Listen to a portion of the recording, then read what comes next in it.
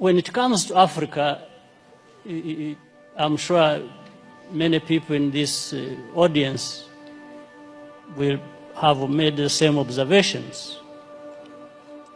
I think we must take responsibility and accept our failures in dealing with these matters.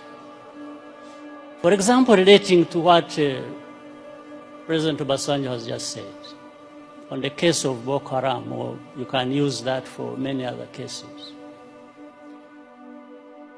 For me, when I'm watching on television, and I find our leaders who should have been working together all along to address these problems that commonly affect their countries, wait until they are invited to go to Europe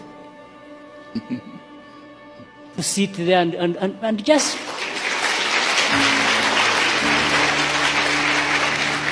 it's like they are made to sit down and address their problems.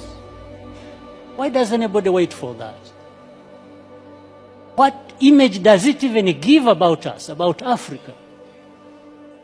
In fact, the image it gives is that we are not there to even address these problems. We are there for a photo opportunity. We are happy to sit there in Paris with the President of France and address and just talk about addressing problems. It doesn't make sense that our leaders cannot get themselves together to address problems affecting our people. It doesn't make sense. Of course, I'm saying this painfully. On the other hand, that I look forward for the time when I can be like the two former presidents. I think they are more free to say things than I. Being where they are and me being where I am. So I tend to remain with some reservations about what I have to say because, but I think there is that serious problem. African leaders, we don't need to be invited anywhere to go and address our problems without first inviting ourselves to come together to tell each other the actual truth that we must tell each other about our serious problems. So, I mean, again, look at the problem of South Sudan, indeed. The first problem was about this country and the people there wanting to be independent. They got independence. Now that turned into a problem. How? So you have one war being fought, waged to be independent, then you have to fight another when you have achieved independence. Just fighting among themselves. Why? So some of these underlying root causes should and could have been addressed by the leaders there. Whatever happened, whoever was wrong, that's not the issue. It is still the responsibility of leaders.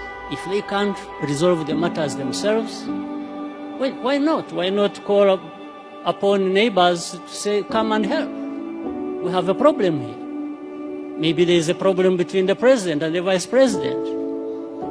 And if they can't resolve it, and each one thinks he's the one who is right and the other is wrong, and they are going to divide the army and government and everybody else to go on either side and start fighting, well, I think in between the time that starts and when it actually happens, something can be done, but it has to be leaders to work towards that and avoid the catastrophe that, like we are seeing or have seen or that has already happened in South Sudan.